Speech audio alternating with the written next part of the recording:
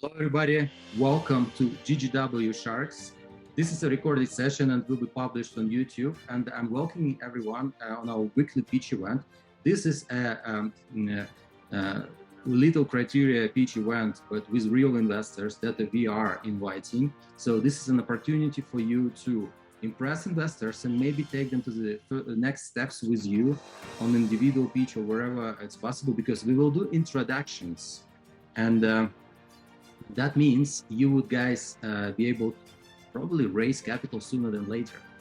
Now, I'm going to show a few slides and I'll show the rules. As a sponsor of this show and organizer, I'll use this opportunity to tell everyone what we do so you can utilize community resources for your own benefit while you are part of Go Global World.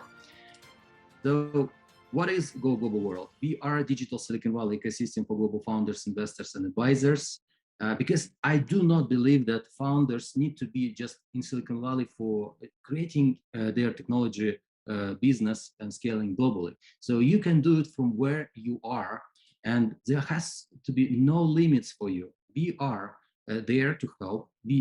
Everything can be done in digital world, and all the resources are available for you right now. So we have free plan, depends on your budget. So we try to help you to enter the community, even if you don't have the money.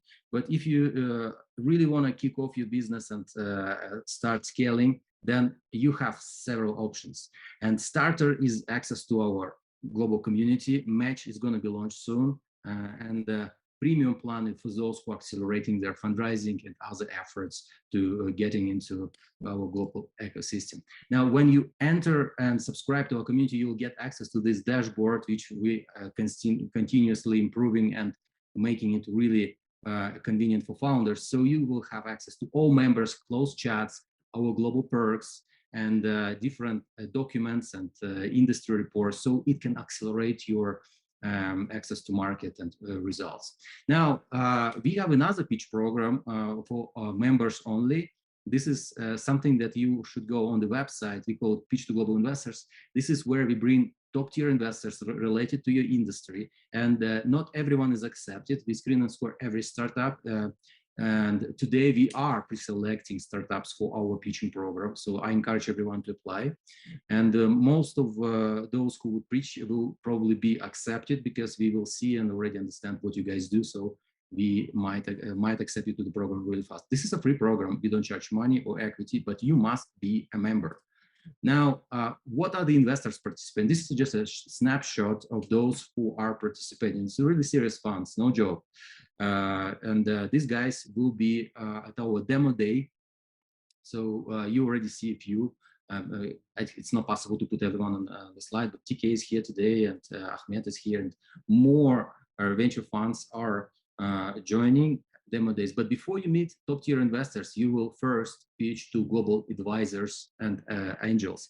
They may invest, but they don't have to. They will challenge you from all possible ways. So we will find your weak spots, and we will give you 3 to 4 weeks to address all your challenges. So you will come prepared to the event, and then you will have higher chances to get funded.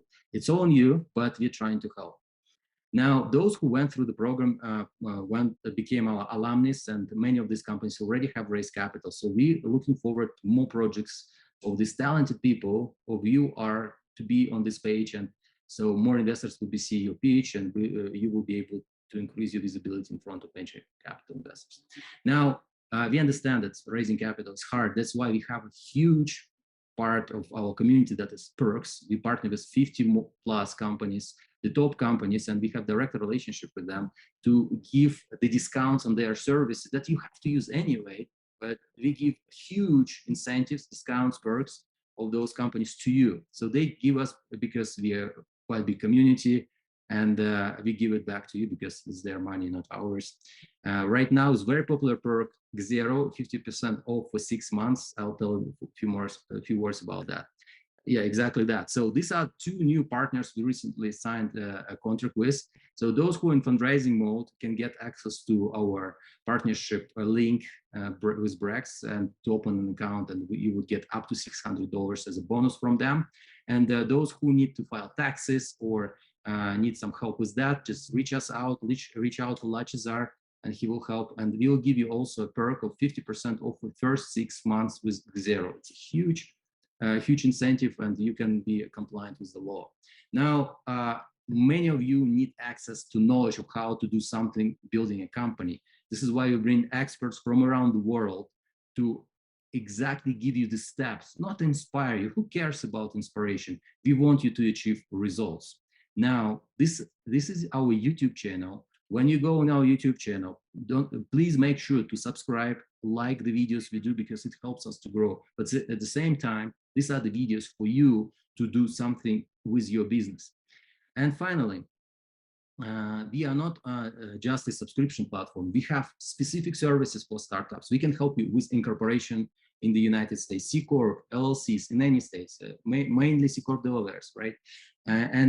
If you have already a company, we help with tax services, to file taxes, to give you advising on taxes so you save a lot of money. We can open your EIN and help you with bank account, and as well, we can help you with accounting and payroll services and many, many more. Just go on our website. This is specifically for startup founders because we understand your problem. It's not like the services you would find on the market. It's a fixed price, all included, very transparent. So you can have full control of your business. And finally, what I want to say that this is the end of the year.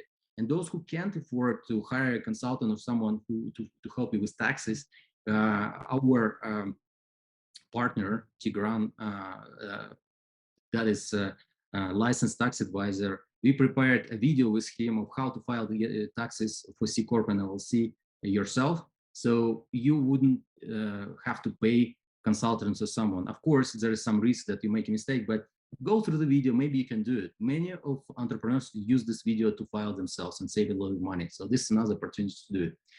And there is a small ask for the community members and our audience today. We are soon launching a new product. This is GGW Match app. And this is like Tinder to find investor and startup. So this is a beta version right now. So if you want to be our first testers and first users, just reach us out. I will send you the link here in the chat after I present. And so you will be able to see and maybe match with the first investors. And of course, you will have first users would have free access. Now, that's it on my end. Welcome to our event, GGW Sharks. And this is a weekly event. We have it every Friday right now, and we are moving to every Thursday, same time, 10 a.m. Pacific time. And 22nd of December will be our final event for this year. And then we will continue as of the first week of January, every Thursday, same time. So make sure to RSVP on LinkedIn, and we will make sure that you don't have to go through specific complex registrations. So it's very simple to register, and you just go and pitch. So that's it on my end. Welcome to our program. Now, this is the Sharks. You know me, but also today you will see TK, the manager of NTT Docomo Ventures, Duran, the founding member and GP of MD Ventures, and recently, if you've been on previous event, we have Angela Cameroon from Europe, managing director and investor of Deutsche Swiss Asset Management, and Zamir Shuho, another shark, the founder and GP of Vibranium Venture Capital from Silicon Valley. And we will have more awesome sharks joining to help you with accelerating your fundraising efforts. Now, the rules, that's the main thing that I want to keep your attention right now, because this is how we make this event very efficient. So please keep yourself muted all the time, unless we let you speak. And raise your hand if you want to pitch. I want to emphasize that if you're already a member of Go Global World, you will pitch among the first, and Lechizar will announce your name because we already see you among the participants. And please keep your elevator pitches up to 2 minutes. No slides. Just emphasize no slides, please. And respect the time. You have 2 minutes. That's it. So no more than 2 minutes. Control your time. This is serious. We have 2 hours. Those who don't make it in the end of 2 hours, we would ask to participate in the next week. So we try to give everyone the opportunity. And if you would have questions, ask in the chat, and of course, network in the chat. Network in the chat, exchange your contacts wherever it can help you. Just don't sell anything to each other. Just be helpful, because it's so important nowadays to help one another. And this is the opportunity. This is how we do on our global chats, where we have thousands of founders, members of our groups and our community. So this is the guy who is gonna moderate the show. And I would just like everyone to remember his name and reach out to him at info@GoGlobalWorld or through social media in case you have questions about fundraising, participating in our programs, about Go Global World. If you want to subscribe as a member or get some services, he knows everything that you need to know, and he would direct you to the right place. So that's it from me, and I'm putting back everyone in the room. So here you go. Lechizar, the word to you. Okay, thank you very much. And I like the new mentioned, we have several people from Go Global World here that are already community members, and they will go first. So my name is Edmund Cape. I'm the founder and CEO at Lucivia. I worked in analytics in many capacities as a management consultant and business intelligence leader before starting Lucivia. Identified a big problem in our community. We spend far too much time combining and otherwise wrangling data, the data that we need before we can get started with what we care about most, the analysis. So a typical scenario, we have an analysis that needs to be completed in the next couple of weeks. I'll get several ad hoc data sources that need to be included in the analysis. The ad hoc data sources can come in all shapes and sizes. Fields and might have different labels that represent the same information. The information might be spread across multiple data files, and so on and so forth. This can translate to hundreds, if not thousands, of lines of SQL in order to get the data into a single spreadsheet, or what we used to call master table, before the team can get started on what we care about most, the analysis. And as a little bit of a side note, for what we're actually paid for. So the problem is that getting this data into shape, there are a lot of different ways it can go wrong, and it takes time to get it right. It's here where Lucivia plans to dominate. It's here where analysts can spend 80 to 90% of their time. Have I hit the 2-minute mark? Yeah, you're even less than that. I mean, thank you very much. So my question is, can you elaborate on your business model, how you make money? Sure. So it's going to be a subscription-based model. So that's it in a nutshell. Yep. Point. Okay. Thank you very much. Anybody else? Am I audible? I have my AirPods, so I want to ensure that everyone can hear me. Yes, you're audible. Yeah, so it's quite hard for me to grasp exactly what your business is. I heard it the prior talk. So can you explain to me, as if I'm a fifth grader, what exactly are you doing? Is your product allowing other software engineers or data analysts inside of tech companies to better parse through the data? And if so, in that cycle, how are they communicating with their teams? And is this bettering their code base? I'm not quite sure exactly what the product is in a very simple sentence. Okay. So for management consultants and business intelligence leaders, you have ad hoc projects with ad hoc data. The current process now just takes a lot of time. Either you're having to use a technology that is inappropriate for what you need, in other words, too complex to learn, or you're having to rely on individuals to go back and forth with it. It's a very error-prone, laborious process.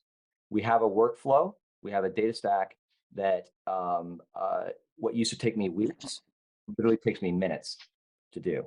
And what it does is it has a proprietary rules-based engine that gets the individual thinking about the right things at the right time in a way that, again, it just makes it so that within minutes you get what you need. Okay, got it. That makes sense. So I'm gonna paint a scenario for you, and you help me understand this better. I'm a bit ignorant to this, obviously. So I need a management consultant inside of my organization. I hired the management consultant. The management consultant has a process by which it's hard for them to parse through my particular data. Then they bring on your software to better them to parse through my particular data as their client. Correct. So the management consultant. Okay, got it. Okay, Yep. okay, got it. So why am I going to allow a third party like your platform to have access to my data? And I really don't want the management consulting team to have access to my data. I'm hiring them because I practically fucked up somewhere. So I want them to come in. I have to give them my data. It's going to be a pain in the ass to me. And then I have you come in with your software, which that means it's going to be parsed on your servers. I have to believe through your terms of services that you guys are just great people. And it's like my data is going to another set of individuals. Like, how do you consciously convince companies to do that?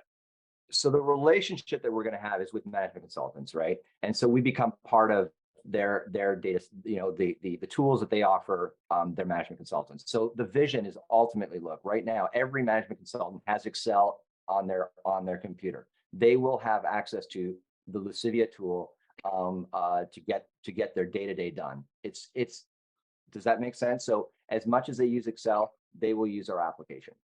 Yeah, that's a big assumption because no, I get it. I get what you're doing, but the pathway to the market is the thing that I'm not quite clear on because there's so many other platforms. But I'm not going to take too much time on that. I have one extra questions. When I hear entrepreneurs say proprietary, so what is exactly proprietary? Are you suggesting that you have a design patent or utility patent? And if you do have a patent granted, what are the methodologies? Some of the methodologies you can explain about the patent, because the patent's efficacy is not in the idea itself; it's in the claims that were granted by the United States Patent and Trademark Office. So can you explain some of those methodologies that makes your patent strong? And it will be a quick question, a quick answer. Yeah, so we can just go for it. Go very quickly. We have a mathematically validated way of making sure that the data structure is correct, and that is unique, and no one else has done that before. We had a patent a lawyer look at it, and there's something there. I haven't pursued it because I just don't have time. Hopefully that answers the question, but nonetheless remains a trade secret. Okay, thank you very much. Let's move to the our other presenter. We have here Dr. Holger Bartel. Dr. Bartel is also one of our community members, so he will go one of the first people. Go for it. Thanks, Lachita. Welcome. Hi, everybody. So it's Holger from Berlin, startup capital of Europe, I guess. I'm a serial founder, so my first startup was into online marketing, second into blockchain. Now I'm into AI. As you can see, I like fintech technologies and making business models scalable. So welcome to RealRate. RealRate is a rating agency, and we're using artificial intelligence to create fair and explainable company ratings. So there's no black box, and within just 2 minutes, you can grab what's going on in this company without having to read like 200 pages of a business report. And there's a background to this idea. So when I was working as an appointed actuary in a big German insurance group, I was responsible to talking to the rating agencies. And one day our big boss joined, telling them, okay, well, listen, I'm expecting you to give me a AAA rating. If not, well, there are plenty of other rating agencies out there. Yeah, and that was a moment I really understood. The rating won't be fair, but totally biased instead. It's like a pupil would pay his teacher to give him a grade. And this is like a $10 billion industry is working. Just remember the 2008 financial crisis. It was a rating crisis. So we will change this, and we're changing this.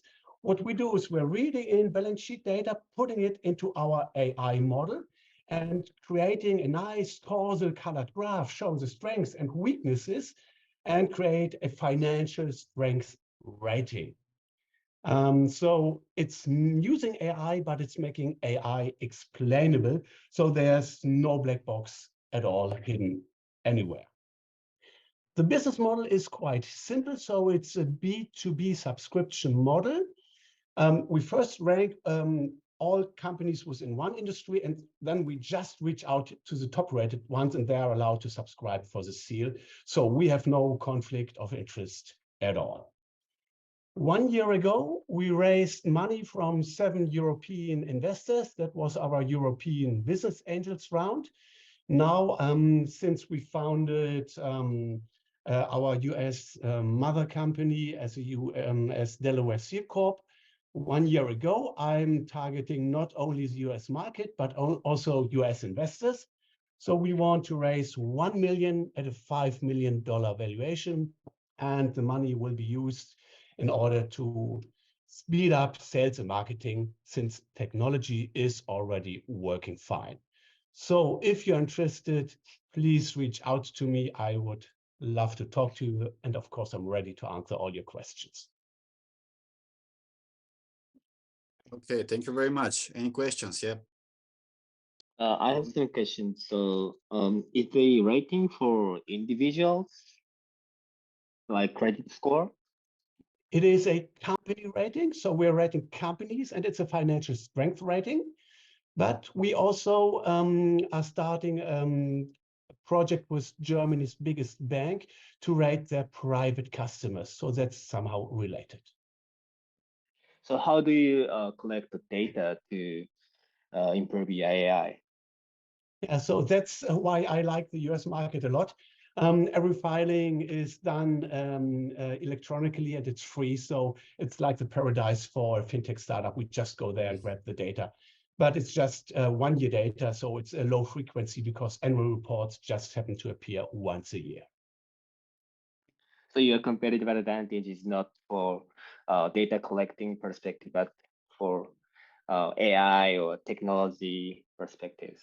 Yeah, it's really evaluating the data using AI plus making it explainable. That's a trick here. Thanks. Welcome. Thank you very much. Any other questions from the audience or from our sharks? All right. So just to borrow on the technology part of it, can you just really dive a bit deeper into AI? Because for me, I have a software engineering background, and I know that there's narrow AI, general AI, strong AI. You have reactive machines, you have limited memory. Can you actually explain exactly how your AI is working? And you mentioned something about the biases that may exist and the different like levels of artificial intelligence. Can you just really go really quickly, because I want to follow with talking about the valuation that you mentioned, but can you just explain a bit more on AI, how it works, the solution? So if you know about AI, you will be a little bit surprised. This is not what we do. So everyone's talking about big data. We talk about small data, having just one company report once a year. So we have a hybrid model. Half is an expert system, and the other half is supervised learning, like you know it. And the idea is that the statistical approach, if you have few data, you need to impose more structure, and that's coming from the expert system. And that's at the same time, the trick why we can make our model explainable. So it's helping us a lot in what's going on there. To show this. What's your competitive advantage? Unfair competitive advantage here. So I didn't really understand how you would compare yourself versus competition. So normally, if a company wants to have a rating, they're reaching out to a rating agency. So this takes up to 1 year and costs 150K. And it's an individual, human-driven process. And we are fast, we are unbiased, and we even explicitly do not incorporate additional data, additional to what is certified in the balance sheet report. This helps us to make a benchmark comparison possible. So you really can see the strengths and weaknesses without any tuned data. That was my job before. So then I learned we should not do this. So really quickly, go ahead. Go ahead. I'm sorry. My question to you is, how are you going to convince companies that your rating is reliable and comparable to Moody's or Standard & Poor's? Yeah. As an entrepreneur, I'm giving it a try. So we had a product market test here in Germany, and $2 billion companies, German life insurers, bought our rating seal.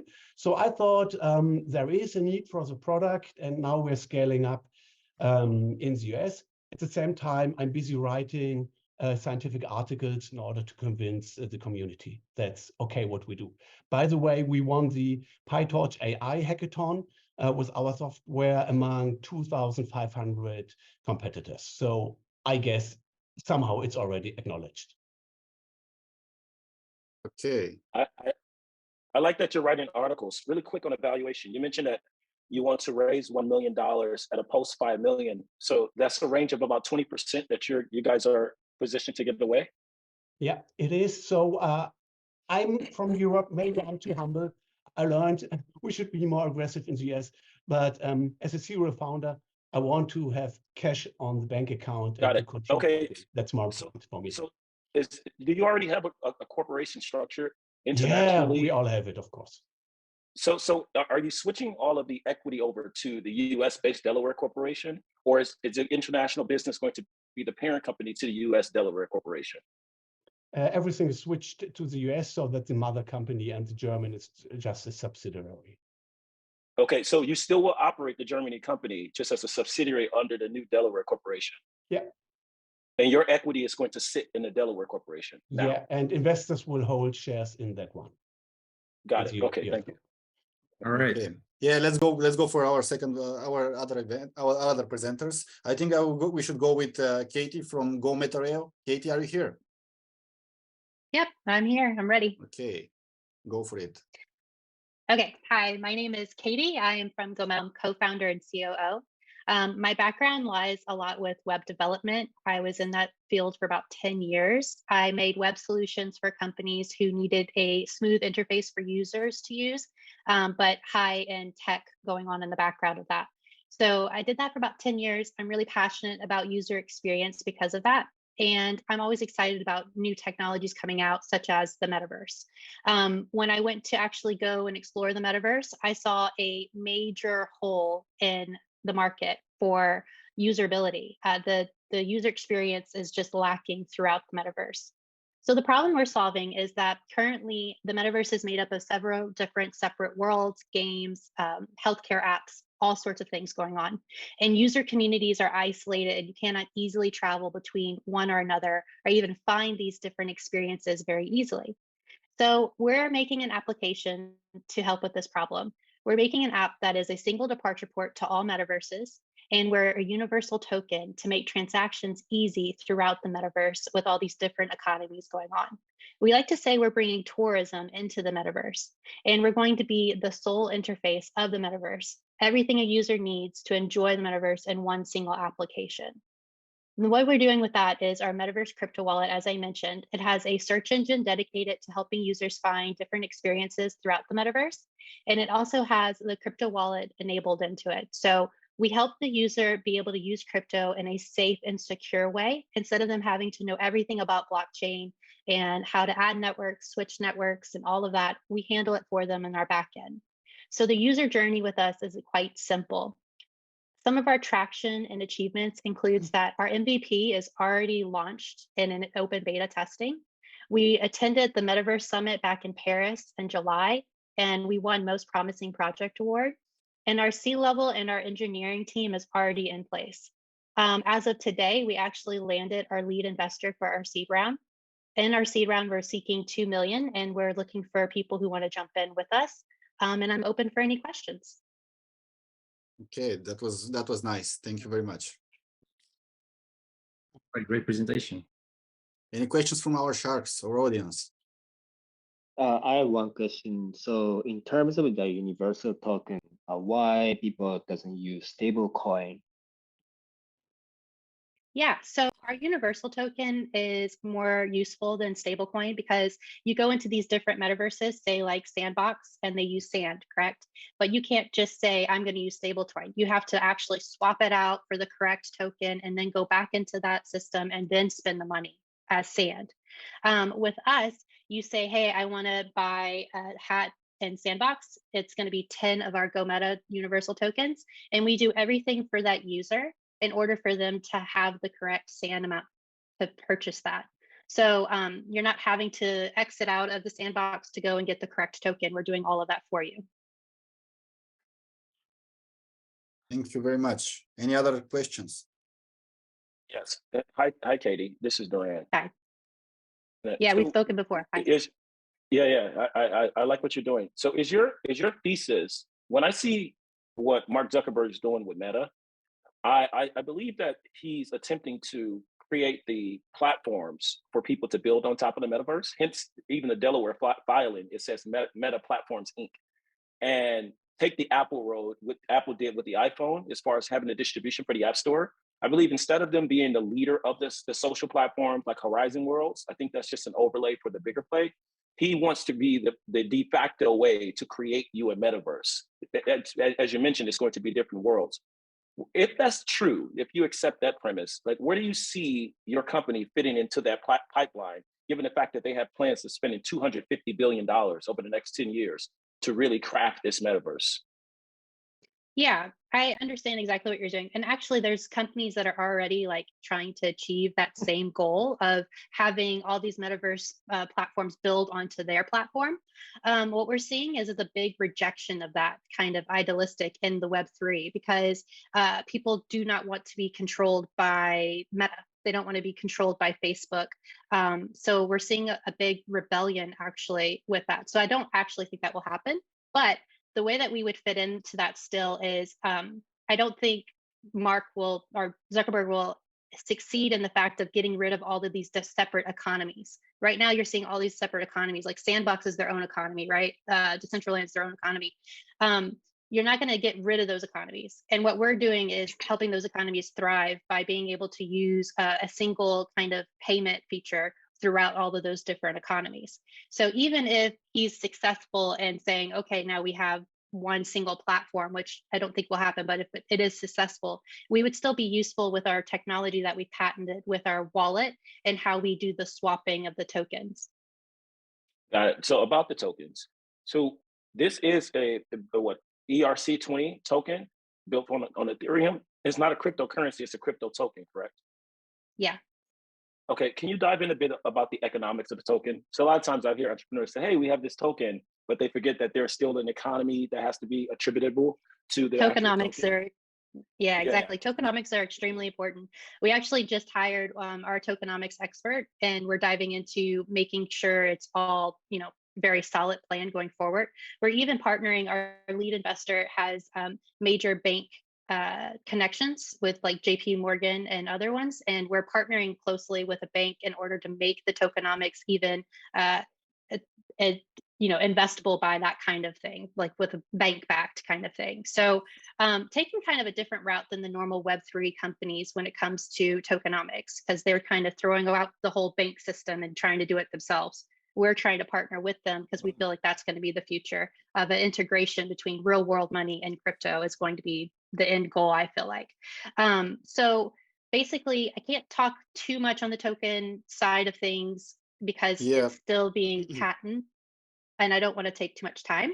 But we could definitely talk, and we actually have a pending patent right now for how we're doing the tokenomics and swap. Okay. Yeah, thank you very much. I think that you should definitely connect after our meeting or during it via our chat. And we have several more community members here. I think we should go next with Kan Eren. Kan, are you here? Yes, I am here. Go for it. Go for your 2-minute elevator pitch. Please respect the 2 minutes rule. Yeah, hi all. My name is Can Eren. So I am the founder of Chain TV project. Chain TV is a startup, and we are developing this project in Paris, Station F Startup Campus. We are incubated there. So Chain TV is a film streaming platform, and also we are using Web3 technologies. So our aim is we are trying to build some creator economy platform for filmmakers, independent filmmakers especially, and also artists. And also we are trying to build advertising bridges, brand bridges. So because of this, we are using NFT technologies. So on our platform, we will make collaboration with independent filmmakers, film festivals, art schools, and also we will invite advertising agencies to build collaboration with these independent films NFT campaign. And also we have other Web3 features like Watch and Earn and NFT-based crowdfunding for filmmakers. So at the end of the day, as I told you, we are trying to make bridges between content creators, audience, and brands. And we start our MVP 2 months before. Now we have almost 200 users, unique users, and we have 3K trade volume on our marketplace. But we didn't make any marketing, so it is just an organic traction. And now we finished our pitch deck, we finished our tokenomics, and we are on the stage of our token fundraising. Yeah, this is the project. Thanks for your time. Thank you very much. And I've actually missed, how do you make money? What is your business model? So yes, the business model is, first business model is based on NFT sales, NFT tractions. And the second one is premium membership on our platform, because we have free membership model. But if the audience, if the user want to use, for example, watch and earn feature and NFT-based crowdfunding, they have to subscribe. So this is the second business model. And also we have a SaaS model. We will sell our infrastructure to other communities, to other art communities, to other film communities. So the SaaS model also, our business model. So we have three main business model: NFT sales, subscriptions, and the SaaS model. So can I interrupt you because we have short on time? Why do you believe that having three business model is going to bring you success in your business? So why I'm asking this question, actually, you as a founder need to have focus. And there has to be one business model. Maybe in future you will decide like rolling out something else in this segment, in that segment. Why do you implement these three business models, as you're saying? Because it will distract you. Why would I invest in this business if it really doesn't look like you're going just one direction as one target? Yeah, sure, you are true. So our main business model is based on NFT sales and subscriptions. The SaaS model is our technology, and we can sell it in the future. But the first two business model is important: NFT sales and the subscriptions, because these two are connected to each other. Okay. So follow Daniil really fastly. Go ahead. What is your customer acquisition cost on getting that subscriber? Like, how much does it cost for you to?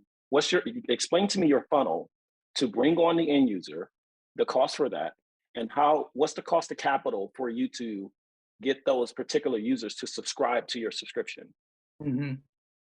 So on the subscription side, so we are focusing independent filmmakers, and for the independent filmmakers, the funding is a huge problem. So I am also independent filmmaker. I am producing. No, let me stop you, because I want you to really utilize your time effectively. What I'm asking you is going to require you to give me numbers. So if for example, it's $10 for us to get a new user on our platform. There is a pathway of 6 months from freemium to premium for them to entertain our subscription product. And that costs us an additional $24. And the money that we make over 12 months on that subscriber is X. Yeah. So we don't have this kind of strategy, honestly. So we don't have how. Okay, so my last feedback before we move on.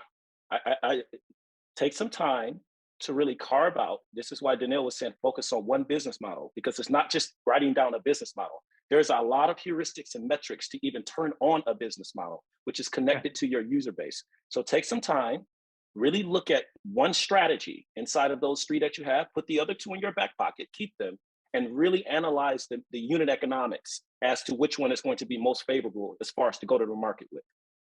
That would be my suggestion. Yeah, okay. I would like to continue with Dan from Digital Magnetics. Dan, are you here? You're muted, by the way. Okay. Thank you very much. Excuse my mistake there. I will put my name, Dan Marsh, in there from now on. I am Dan Marsh, CEO of Digital Magnetics. We are building and designing and developing new small wind turbine technology that the world has never seen before. Our technology is different because we are high wind speed, high RPM speed capable, and we are going to fill a void that is missing, that is in the industry between 500 watts and 10,000 watts. What sets us apart is we've developed a self-regulating generator itself, which will be able to be tied directly into water well pumps. It will be able to tie directly into grid tie systems. And we are proven in the testing labs. There's an energy and propulsion lab in San Antonio, Texas, that we have had 2 test sessions proving that no matter how fast it spins, how hard the wind blows, so far up to 60 miles an hour in the lab, that our generator puts out a constant voltage. So we're going to be able to tie into existing controls without problems with having to slow it down. We don't have to use these blades that flex in the wind that create a lot of noise and a lot of vibration. So we are going to be high-speed capable, virtually vibration-free, quieter, and our market is farmers, ranchers, rural homes, and commercial buildings. This is technology's patent pending here in the United States. And I've got 2 prototypes going up this month. And within the 90-day plan, I will be ready for seed money. I'm not ready today, but I am bringing our company to the forefront. Thank you. Okay, thank you very much. Any questions from our audience, from our sharks? It's a quick question. What is the status on the patent? When you said it's patent pending, are you all in contact with an examiner on a particular patent? What's the status there? I've hired a firm and they're working on the claims as we speak. I've done a provisional patent, very detailed, and turned it over to the patent attorneys, and they're writing the claims as we speak. So it's not patent pending. You are in the process of drafting an actual patent application to submit to the United States Patent and Trademark Office, by which then you're going to start the communications with the examiner. Well, everything I read and word from my patent attorney is once I did my provisional, I can claim the patent pending status. So that No. I'm not suggesting that you're giving us false information. What I'm saying is the patent application is fine, but there's a full process when you, because I've actually done this before several times, when you're going through the patent process and you're submitting claims, 98% of patents are denied on the first, and then your lawyer has to communicate with the examiner. Contrary to your initial impressions, we do think that we have something patentable. So let me just rephrase my question, because I don't want people to think that you're telling us a lie. Have you started the process to communicate with the United States Patent and Trademark Office on the efficacy of the patent by which you submitted the claims? I have not. Okay. I have, though, hired a professional patent searcher, which actually used to work for the patent search office, and he has specialized software that he reviewed. Actually, with me together, we've reviewed over 400 patents that had anything to do with generator technology and wind turbines, and found that mine is very favorable. Yeah, so I'm an IP nerd, so I would love to connect with you on LinkedIn and keep up with the process here. But again, Sure. as far as the someone's laughing at that reference. As far as the patent itself, it's always about the claims that were accepted and the methodology of the patent, opposed to the sexy term, oh, we have a patent. So I would love to connect with you just to keep with the process of what's going on between your lawyers and the examiners. Yes, and I'll end with saying I'm glad you're a nerd. You'll understand this. I'm also bringing high tech to the small wind turbine generator industry. I'm doing data acquisition through cell technology in order to bring AI to the market, so I can have it be more efficient, what I call on the fly. Okay, thank you very much. Yeah, we have to move on because we are limited on time. Next Thank one you very will be, much. yeah, next one will be Derek Dashti. Derek, are you here? Yeah. You're mute. Yes, I'm here. Yep. All right, great. Go for it, Derek. So, thank you. Yeah, my name is Derek Dashti. I'm a biomedical engineer, PhD, and founder, inventor, and CEO at DNP Bioinnovations. We regenerate damaged organs with certain engineered biomaterials and stem cells. And what we've developed is a patent-protected, novel off-the-shelf bioengineered implant that has many different indications to regenerate damaged organs within the body, addressing a $150 billion global regenerative medicine market. Our first commercial application is to utilize the implant to regenerate a damaged esophagus to treat esophageal cancer patients. Imagine not being able to eat because your esophagus is severely damaged, and your last resort treatment option is to undergo a stomach pull-up surgery. This is the case for those who suffer from esophageal cancer. The stomach pull-up surgery is a surgical reconstruction of the esophagus with that of the stomach and has a 5-year survival rate of less than 20%. We aim to be the alternative to the stomach pull-up surgery with our bioengineered novel off-the-shelf organ regenerative implant, eliminating the need for that surgery, addressing a $20 billion esophageal cancer market. We have raised over $600,000 in our seed fund for the proof of concepts of our platform implant to address a multitude of organs to regenerate. And we are looking for a Series A of 8 million to undergo our clinical quality control manufacturing and our IDE enabling studies to get us into our human clinical trial indication within about 2.5 years, ultimately increasing the quality of life and the survival of the patients we aim to treat at DNP Bioinnovations. And with that, I welcome your questions. So you said that you have raised capital before. So what happened with this capital? How did you multiply the returns for investors, or like how much your company grew since that moment? So you would. So we haven't raised any equity at the moment. We've all raised only through non-dilutive capital, that being through grants, both domestically and globally, NSF, NIH, and also EU grants too, where we also hold a subsidiary in France. Okay, so I'll rephrase.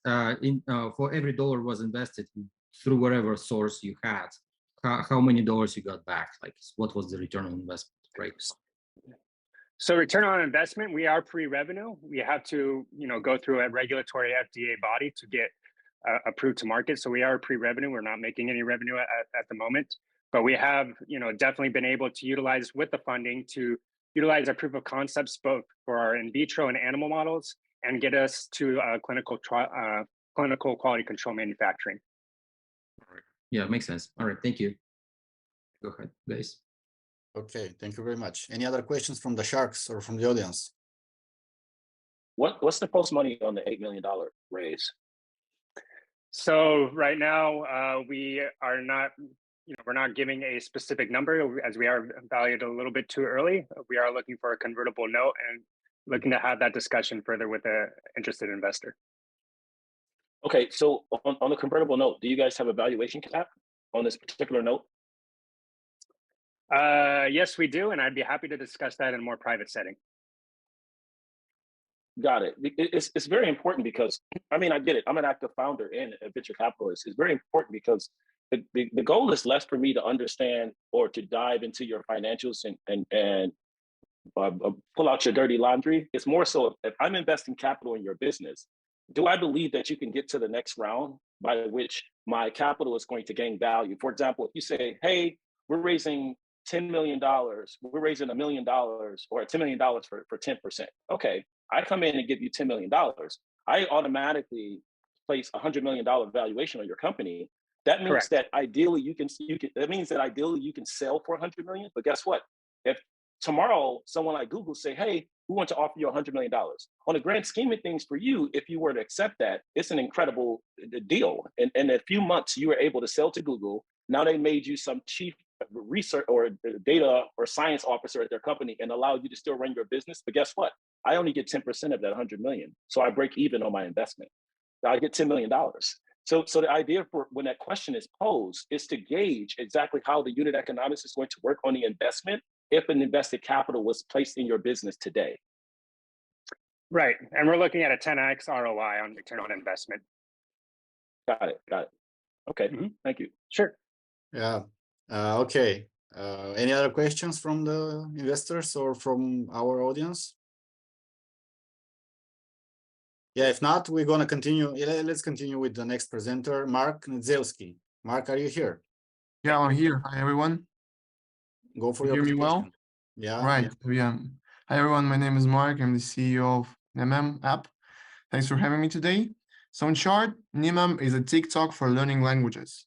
So the apps that hacks the education app's low retention rate. where users can effortlessly turn their social scrolling time into growing their language vocabulary. So the user scrolls their vertical feed like in TikTok, like they used to, with short video content aggregated from TikTok, YouTube, movies, TV shows, etc., and passively learn foreign words and phrases without boring exercises, from which they are really tired. Our AI algorithm allows automatically generate and recommend dictionaries and videos based on the content that the user would like to watch without dubbing, so automatically determining the language level and interest of the user. So we recently did a soft launch with around 2K users, and that beta is showing users retention rate day one of 24%, which is higher than Duolingo's already, and activated users retention of 40%, despite the fact that this is just an early beta. So there is a core team of 6 people right now who launched at tech startups before, worked on leading machine learning projects in Eastern Europe and large IT project, sales in Asia, Latin, and Europe. So the team is ready to hit Latin America region in January with a release advanced version, which is considered the target market to start the expansion from. So yeah, ready for your questions, and yeah, we'll be glad to answer all of those. Thank you very much. Any questions from the sharks? So how you make money? Mhm. How do you guys make money again? Like, can you? Yeah, so there is a freemium subscription-based model combined with in-app ads. We also have like a B2B monetization tool, which is under testing right now, where we deal with language schools and teachers. Which country and what language are you targeting? So yeah, with release like alpha version, we are targeting Latin American markets, starting from Brazil with English language. But like to add the other language won't be a problem for us because like it's easy to to scale. Okay. So I didn't find the app in the App Store for iOS, but I see that it's available for Google Play. That's the first part of my question. What's the timeline on it being available for iOS? Oh yeah, so for now it's only available on Android. You got it, yeah, because it is just about a soft launch version, and in January we are like ready to to pull the release version, and we think we will add the iOS version soon as well in late January, I guess. Because for now, like testing the product metrics, the Android version is enough for us. So I got to tell you, I love consumer apps. My wife is my venture partner, and she's more like specific with she loves SaaS, so we go back and forth with that. So Oh yeah. talk a little bit about like your user acquisition strategy, and what is your graduation model? Like if someone were to come in your platform, how much time does it take for them to learn Spanish based on what you're seeing, at least elementary proficiency? And how do you graduate them and convince them to go to another language so that your app is not infrequent as far as like the user returning? So yeah, so the fact is that we are not replacing the teachers. So we are saying we're just like the best addition to the teaching process, like to learning with teachers. So we are a growing vocabulary app. And we're saying that you can just simply turn your social scrolling time into learning languages. So you have like the same UX, user experience and user interfaces in TikTok. So you're scrolling the same videos, but you're learning in the same time. So you don't need to blame yourself for, for procrastinating to spend like too much time on just, scrolling and dumb videos on TikTok and doing nothing. You can like take the same cheap dopamine and learn languages in the same time. Okay, so on that point there, how do you ensure, because a lot of times you can look at your entire platform as a company, whereas TikTok can say, okay, great, we're going to make this company an offer, or we're just going to extrapolate their entire value and place it inside of our platform as a feature. And although overall your app may be better than the TikTok feature they steal from you guys, the fact that TikTok has much more to offer, they have that lag time to make that feature better because they already have people captivated inside of TikTok. Yeah. So what is your strategy against someone attempting, because they have distribution in such a large user base like TikTok? Because you made me think of this by keep comparing your company to TikTok. So how do you create a defense model? How do you create a defense model whereby TikTok doesn't just extrapolate your entire app and make it a feature? And even if your platform's better, they can slow down your growth, thereby making their feature better, and then just push you out of the market just by having that distribution. Okay, I don't. Yeah, I understand the question. I think like any of the big, like, companies like Google or TikTok can steal any of the startup and do, the same shit like very quickly. And this is not a problem for them. But however, we don't believe that TikTok will do this because this is not their strategy. They do entertainment, not education. They try to, but this is not their goal. This is the first thing. The second thing is we're Wait. Stop there. Let me help you out because I love what you're doing, and I'm really definitely going to talk to you offline. Don't think that as an entrepreneur because that's delusions of grandeur. TikTok will copy you if it's necessary for them to do so. They make their strategy the strategy for the moment. So the Be Real thought the same thing. They literally just copied Be Real in this TikTok. I know. Okay. How the founders and the engineers and the designers and the product managers think are different from the corporate business development people there. So if they see you gaining market share, whether they like the idea or not, they will copy you. So I don't want you to go thinking that, but I'll talk to you offline because I have some great ideas. I really love what you're doing. I love it a lot. All right, we got I have some additional information to you, to answer this question. So I will be ready to talk to you offline. Yeah, I just would like to say that we will connect every investor and every founder just based on the request of investors. So just investors, please let us know which founders you like. We will do an introduction via email so you can continue talking because this is exactly the opportunity we're trying to create. If there is a match, tell us. So it's investors to tell us, of course. And we will honor this and we will introduce to any of the entrepreneur you guys choose. Now, let's move on. We have another member of Google to speak. Thank you so much, yes, for the presentation. And Marwan Musa. Yeah, that's me. Hi, guys. My name is Marwan. I'm an investment strategist at Locomobi World. So I'm pretty sure we've all encountered situations where we get frustrated with parking, whether it's paying your ticket as you exit, having to pay before you park, losing your ticket, your card not working. Trust me, I know we've all been there. The kiosk system has existed for hundreds of years and will soon become obsolete as we shift towards technologically advanced and cost-efficient mechanisms. These are the solutions Locomobi World offers. License plates haven't been really utilized for other than car-related issues. But at Locomobi World, your license plate is much more than a number. It's a form of identification.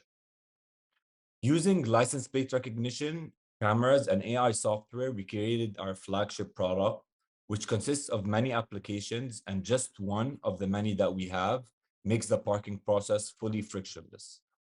Simply drive in and out of a parking lot and get directly billed on your phone. Same goes for a gas station. Just fill up on gas and drive off. Are you a business owner? Get notified as soon as a client drives on the premises for his curbside pickup. The smart city industry as a whole is currently valued at 600 billion, and with a 25% compound annual growth rate is estimated to reach 6 trillion by 2030. And it's been gaining traction by the minute, and our numbers speak for themselves. To date, we have signed 38 developers and have completed over 108 projects around the GTA. Our year-over-year growth rates are around 1,000% in new bookings, over 2,000% in new quotes, and above 250 new projects won, as well as a year-to-date revenue of 1.1 million in 2022. And we are currently finalizing our first project to revamp one of Ontario's cities as a whole. What makes us unique, though, is our ability to generate revenue from multiple streams, such as SaaS, transactional, and hardware, through a diverse range of products that we offer. We're currently looking to expand our horizons to the US and are planning to raise 5 million in a Series A funding round. Our deck goes into much more detail than I can in 2 minutes. So please, if you're interested, just shoot me a message and we can chat offline. Thank you. What is your go-to-market strategy for entering the United States market right now? We want to build, obviously, our offices over there right now. We currently have one of our employees that is there tackling the markets. And yeah, that's how we're taking it from now. Okay. Okay. Yeah, I see. Any other questions? Are you speaking to any US-based customers? Not in the moment. We're currently establishing our offices over there, and then we're going to start expanding and talking to people over there. But what's the point of expanding if you didn't talk to your customers yet in this market? Well, we haven't technically reached out to customers yet. It's been in the process for almost around 2 months. So one of our employees has gone there. We're employing other people there to take on that part of the process, which is reaching out to customers, getting traction in the US, marketing, all of that stuff is coming soon, but we haven't the time hasn't passed yet for us to start that process. So you have found the initial product market fit in the United States? Yeah. Okay, clear. Yeah, So I think nothing is stopping you from doing this remotely from for using internet. So just don't wait while you set up. Just go for it. You need to validate your customers, and while you're building this office, this is my feedback. Duran, go ahead. yeah, have you guys raised capital already? Yeah, we haven't raised capital. We're backed by a VC called Winsale Capital. It's based in the US. So okay. And how much runway does this $8 million Series A give you? And the second part of the question is, when do you, well, actually answer that one first, because I have two follow-on quick questions. It's a 5 million, and it gives us a lot of runway to expand to the US, enlarge our team over here. What's the exact number of runway the capital you're planning to raise in Series A give you? The number? Yeah, 5 million. How much runway does it give us? Is that yes? Around 3 million. Okay, you should probably further examine the nature of the question that I'm asking you, because you're definitely going to give me a different answer. All right, now as far as your primary metric, what is your primary metric? Is the focus GMV, gross merchandise value? I'm not sure what you mean by that. What do you mean? In your business model, what is your primary metric? To gain projects in the GTA and eventually in the US. Okay, so give me a profile of the buyer and the seller inside of your market. As an example, like a project we've taken on. Yes, just take me through a sales pipeline. So one of our recent projects was the Pan Am Center over here. They wanted to reconstruct their parking, make it fully frictionless. So they bought our hardware. We put it on over there. That is one side of the revenue, which is applying the hardware over there. And then they selected the applications. They only wanted to frictionalize the parking process, which is our Brisk Park application. So that part is subscription based. And then we have the transactional side of it. Every transaction that goes through, we get a certain percentage that comes directly to us. That's got it. So really quick, what I was asking you, so would a metric be the hardware sold per customer? Like these are the numbers. If you're talking to an investor and I'm asking your metric so that I can actually tie into how you measure your revenue, like how many hardware we sell per customer, or what is our sales cycle from the software, and what's the hardware sale to software sale ratio? Got it. Okay. I see what you mean. Yeah. Well, obviously it depends on the project, right? Like the project we're taking on right now, we're signing off a whole city, everything government owned in terms of garages and parking spots, whatever it may be. They're probably gonna have much more hardware to buy than Pan Am Center or Yellowknife Airport, which we already completed. So there's a lot of variability that comes in depending on the project that we're taking on. I'll say quick advice. All right. So what I want you all to do when you're sitting down with your team again, say, okay, this is what we anticipate in this particular market in the US. Let's take New York, for example. Specifically in Brooklyn, in this particular neighborhood, we anticipated that X amount of hardware could be sold. Let's say, for example, $7 million worth of hardware. We believe that we can capture $4 million of that 7 million because here are the competitors in this market. And we want to take this over to another borough inside of New York. And each time we go into these particular pockets of cities, it costs us X amount of dollars to actually get to the market. And this is what we can extrapolate based on the hardware that is actually sold.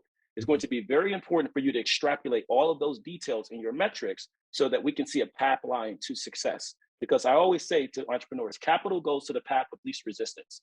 The less you have as far as helping investors understand clearly, that's a lot of resistance in your pathway.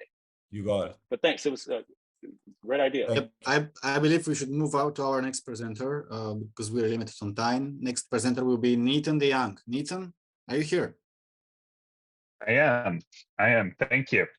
Welcome. Hi, everybody. I am Nathan DeYoung with Asset Fund, located in the US here.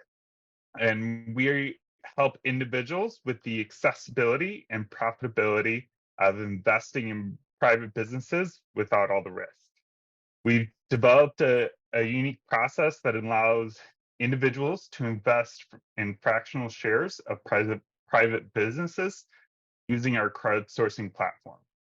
We'll be tracking transactions via blockchain technology and using AI to monetize untapped profit potentials.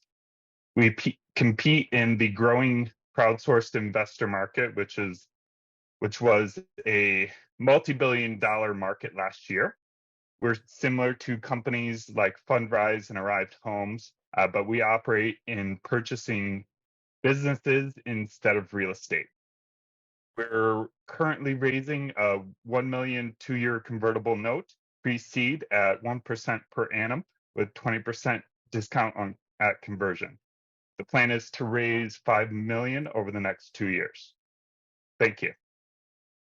Okay, that was quick. Thank you very much. Anybody from the audience or from our sharks? Would love to hear questions. So who's your paying customers at the moment?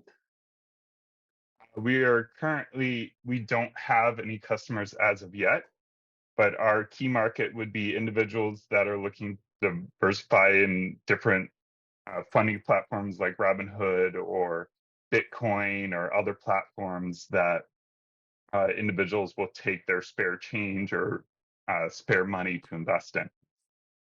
So what's your competitive advantage over Robinhood then? We are not competing against the public market. We're acquiring private companies and turning around and selling shares of those companies to our user base. So a private company means pre-IPO startups.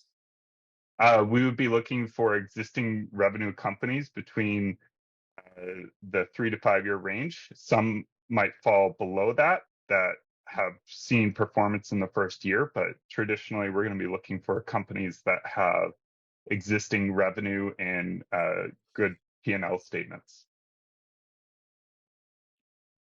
Okay. Any other questions? So we can go for our next presenter. Yeah, So- Nathan, we've been already. I don't have any questions for Nathan. We've been talking a lot. I love what he's doing. I'm definitely going to be learning more about it soon. So my silence isn't suggested that I don't like the idea. I just been talking to Nathan already. Yeah. Okay, good. Yeah, let's move to Jeffrey Cohen. Jeffrey, are you here?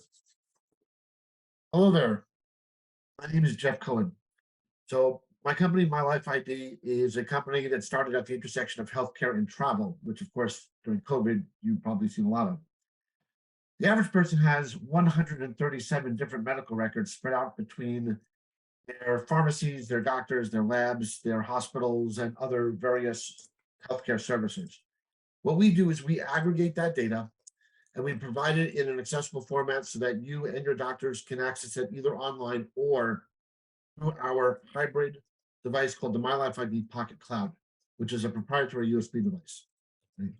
This enables you to have your entire medical records with you and available without the need for an internet, which often goes down during natural disasters, hurricanes, etc., and in multiple languages, so that if you're traveling, that you can have it available in multiple languages. Because even though people speak English a lot of places, they don't know how to read English medical records. So we allow the medical records to be poured in multiple languages. This product is good for the 80 million business travelers, the 40 million medical travelers, the 50 million students who typically attend colleges, universities outside of their health network, the 18 million long-haul truck drivers that are often away from home, all the people that Jim Cantori tells whenever there's a winter storm or a hurricane that they should write down their medical information, put it in a Ziploc bag and keep it with them, which is ridiculous. And we sell it either direct through an employee benefit program, as a student association or alumni program, and under a couple of different models as well. We're currently raising $2 million on a post-money valuation of $7.5 million, and we are in revenue, although very early. Okay, thank you very much. Any questions from our sharks or our audience? What is your story? Like, it seems like there is some passion about this. Oh, okay, there is. Thank you. So I ran an international travel company for Carl Icahn for 5 years that serviced mostly retirees. And we constantly had retirees who were doing leisure travel who were worried about what happens if they lose their medication, can they get a prescription refill, how will they communicate their records with the doctors, etc. And that was always a problem, right? Because people were like packing their passport wallets with all their medical information. And then, of course, you had all these people traveling for medical procedures that, maybe it's better to get it in Mexico or dental in Sao Paulo. Or in Korea, a lot of people travel to Australia for different types of medical cosmetics. So being in the travel industry, I connected with medical tourism, business travel, leisure travel organizations, and found that it was a huge underserved market. People were bringing their medical files with them in paper or x-rays. They were bent, unreadable, unusable, and they would have to pay maybe $4,000 or $5,000 out of pocket to get all the tests redone. Then we realized that, hey, when you send your kid to college, you fill out a 2-page document that's supposed to represent your child's entire medical record. That's ridiculous. And since 60% of students have a medical event on campus, that usually doesn't work. Then you have students who travel abroad, you have people travel abroad and something happens. So it just builds and builds and builds. And if probably everybody here has probably had some type of medical event, whether it was a cold or something more serious when they weren't home, and they had to go seek medical treatment. And the ability to get accurate, quick treatment is becoming harder and harder and harder, even in a first world country like the US or the UK. And with things like the new GDPR regulation in Europe, there's now 509 million people who can take their medical information with them. But if they don't have a device like ours, it's not usable. It's just data. So we make it usable. The application runs off the card. The data is on the card, no installation required. And because the card, the Pocket Cloud is proprietary, it can't be written to, it can't be contaminated, it doesn't get viruses, and it is one of the only USB devices accepted by the medical community to be plugged in a hospital, an ER room, or a doctor's office. The 217,000 mobile apps that are out there will never be used by the medical community because it doesn't provide auditing, it doesn't provide data trust, it doesn't provide reliability, it's too small to look at images, and most of the time, you don't get all your health data anyway. Okay. Thank you. Judges? Lechizar, we cannot hear you. You said that you were raising $2 million? Yes. Pardon me. On a $7.5 million post-money valuation? Correct. So you're technically giving away what, 26.6667% of the company? Roundabout? Yes, I think that comes out to about right. Okay, so how is this capital going to be utilized? Can you just explain to me the use of funds? Sure. 10% is going to be used to continue evolving our platform. We need to add some better tutorials. We have a couple of UI things that we want to do to make it even easier for people. 70% goes into sales and marketing. We have a backlog of organizations. In fact, we just went to the Health 2022 conference in mid-November. I'm still following up on people that want contracts. We've signed 9 agreements with telehealth companies, chronic care companies, biometrics, wearable companies, and there's still more coming. We also have a deal that on January 23rd should be approved for us to be the official platform for combat sports across the United States. And then the other 20% is going to be used mostly for operating, enhancing our customer service infrastructure, and for inventory of the Pocket Cloud device. Yeah. Okay. Okay, go for it. Go. $1.4 million is going into sales and marketing? Yes, because we're expanding and we're going to be opening 5 international offices based on the demand that we're seeing. Okay, so how much of that $1.4 million is going to generate you in revenue? So the ROI on the investment, the 2 million in, should generate approximately 6 million gross sales in the first year. I don't think I've calculated an exact ratio of dollar in, dollar out, although my financial summary document does give you a rate of return on employee salaries, and that probably has the answer you're looking for. Yeah, I would love to know how much revenue you're buying with the $1.4 million. It busts my brain that 1.4 million is going towards marketing and sales. it is so many ways to get to the customer now. 70% of the capital invested. Go Yeah, ahead. so I understand what you're saying. I should also caution you that most of our competitors who tried to go direct to consumer have gone out of business because of the expense. We're doing B2B2C. We are doing membership organizations. We're doing employee benefit programs. There's a cycle, a curve. But I'd be happy to to break it down. We have a full deal. Yeah, I think that you should take. So sorry for interrupting. I think you should take that offline. I mean, like you can leave your information in chat because we have several more presenters. The last thing I would tell you is that that investment will take us to profitability in 9 months. Okay, thank you very much. So we have as our next presenter Leslie Sheridan. Leslie, are you here? You are muted, Leslie. Excellent. Yes, I am here. My name is Leslie Sheridan, and I am concerned about climate change, the biggest threat to humanity. It's the #1 issue for millennials and Gen Zers, who will be 75% of the population by 2050. 87 and 94% prefer sustainable brands, and 36% of them won't stay at a company or take a job if a company is doing something bad for the planet.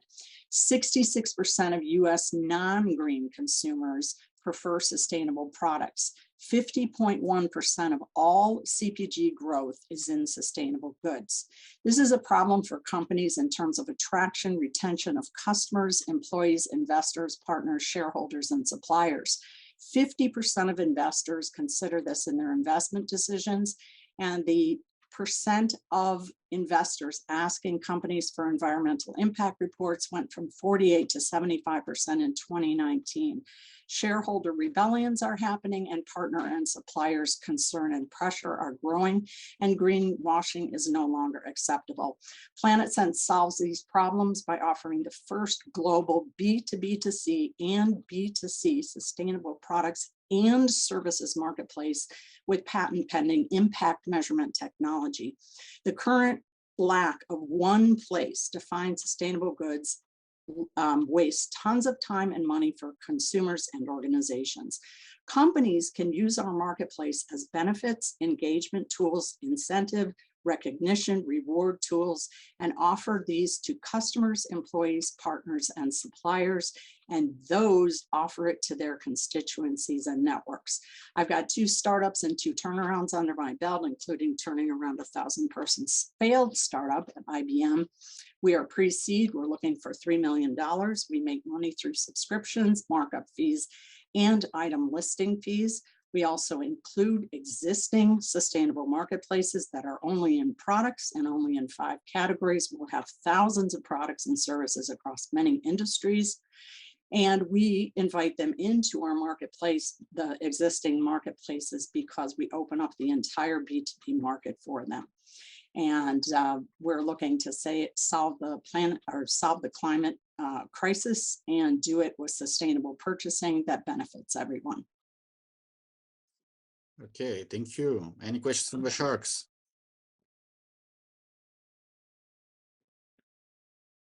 Okay, so go ahead. Yeah, I couldn't find the website. What is the actual URL? Planet Sense with C like sense, like the pocket, the coins that you put in your pocket, .us. Yes, I see it now. So the .com is available for $2,600. Yes, we know that, and we do not. Yeah, we do not have $2,600. So okay. we are very aware of that. Okay, got it. Okay. So can you tell me the detail of the patent? Pardon me? Can you tell me the detail of the patent? The detail of the patent, okay. I cannot discuss this in a professional forum, so I'd be happy to talk offline with you. Okay, thank you. Quick follow up on that really quick. So if you all are in the process of a patent, why didn't you all utilize that capital? Because the .com is a part of the intellectual property as well, just to purchase the URL first. I don't know what you're saying, because we do not have the money to go with the .com, so I'm not quite sure what that has. No. What I'm asking is, if you started on the patent, the capital you utilized to pay the attorney to start on the patent, why wasn't that capital? I didn't pay the attorney. I did not pay Got the attorney, and all of my patent and trademark work came from pro bono services from international Yeah. law firms. Okay, got it. So I'm really big on the name because I love the name. It Thank makes me you. think about Yeah, like you're saving cents on the dollar by being better to the planet. So I would exactly. love I would definitely love for Daniil and I to talk to you offline, because if that domain name is available, I think you should have it Yeah, for well, sure. as a marketing person of many years, 28 plus years, I thought about that. And the other thing, cool, Duran, is not only does that save time and money, but in the corporation B2B2C usage, they can offer this under the term Planet Sense. It's not NFT, it's not that. But it is a currency that's equal to the currency in the country. So 50 yen equals 50 planet cents. 50 Also, your name can become a verb. Yeah, and yes, it can, and people Got can it. use this on loyalty cards, you know, whatever. So it's pretty cool. And what's cool about the organizational uses, and they can share it with all of those constituencies in their network, is that those share it in their network, and it's like a tree root system, and that is where the world scale reversal of climate change comes in. And the reason I'm doing this, amazingly, my friends think this is hysterical. I am like the lowest level shopper you could possibly imagine. Why I am doing this breaks my heart every single day to see us talk about climate change being the biggest threat to humanity, and watching these things like Pakistan and Sudan and Chad. People in Chad are actually walking miles to the only water hole that is left, and whoever wants that water more than the other person, they are shooting them dead. This is going on right now in the world. And Africa, by the way, is the most impacted place, and all of the other places that are hit, that are existing, that are really experiencing the brunt of this, that those majority are 68.5 million in 2017. It's grown since then, and it's mostly people of color and poor people. And So I'll say really quick. I love the logo. I love the name. I'm going to connect with Daniil and my wife. We want to talk to you. My wife is from Sudan. Yeah, my father-in-law. Yeah, so we have a lot of investments in Sudan. She's Sudanese. She's in the call now. She can't talk because she's with our daughter, but I would love to find a way to talk to Daniil offline so we can connect with you. I want to get you that domain name. I really love the logo and I love what you're doing.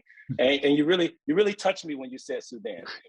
Yeah, well, you know, when I get overwhelmed in things that I don't know with this business, of which there are a lot, I have pictures of climate refugees hanging from my 2 plants behind my computer. And some of them are from interns of mine with the cyclone in India and in Kenya.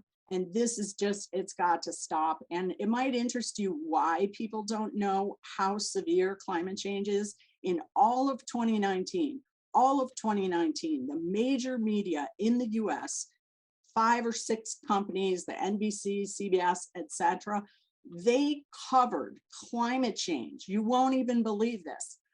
For the average amount of hours in that entire year, on average, that they covered climate change was 4. And if you don't educate people on something, and I know this from many years in sales, they don't understand it, and they don't understand how serious this is. Yeah, so we hear you, and this is exactly the place where you have to, you need to be, because we might help. Of course, it's a lot of work on your shoulders, and I just can say that we have quite a good number of impact and climate tech investors. So, and the problem you're solving is amazing, and everyone is supporting that. I even just read in the chat, Eli, he's saying he's from Kenya, and this is the real stuff that you're saying. So just real confirmation from people, from person from there. Now, one quick question, because we already passed time, and to honor the time for everyone. I'll try to play the devil's advocate here, just challenge you a little bit. Why would you and your team be the right people to implement this project? Well, I'm glad you mentioned that because I actually, even though I have experience turning around that person startup at IBM, I don't have e-commerce experience. As I said, I'm about the lowest consumer you could possibly imagine. I just, stuff is not what I need. So I am looking for a CEO, co-founder that has e-commerce experience, has financial experience. Right now, I'm in touch with some guys, a firm that's in the UK who actually has access to climate investors. Their company has lots of sustainable products, not services. And I approached them on LinkedIn amazingly because they had sustainable packaging. Turns out they not only have their own sustainable products, but in addition, they launched other companies' sustainable products as well. So all of them obviously are interested in being in our marketplace, obviously, but in addition, connecting us to climate investors that they already have used to help fund these other companies. So we're talking about that right now, and we'll see. But it benefits them, it benefits me. The whole thing is benefiting everybody, Thank you. including all the people that are affected by climate change. Appreciate the answer. Thank you. Yeah, this was really heartbreaking. I mean, I think that's a very good example of impact startup. And I think that we should move to our next presenter right now with Shalom Osiadi. Shalom, are you here? Hi, yeah, I'm here. Can you hear me? Yeah, we can. Go for it. Hi, guys. Thanks for your time. My name is Shalom. I'm the CEO and founder of ESCA Technologies Limited. My background is in data analytics, data science. I previously worked for companies like Google Maps, Formula One, etc. And have been in the blockchain space since 2018, where myself and a few members of my current team built a stablecoin based on the euro. At the moment, 83% of Nigerians don't have a savings account. And in fact, less than 1% of Nigerians in total have savings that exceed $1,000. Consumer spending is up and keeps going up by about 5% year over year, and inflation is at about 20%. The value of the naira, however, which is used for daily trade in the country, devalues against the dollar by about 11% year over year, meaning that when you get a paycheck today, what you were paid today cannot buy you the same items that it could yesterday. It's that bad. And in fact, it's more volatile than Bitcoin in and of itself. So what myself and my team have built is what we essentially like to call a cashback as a service system.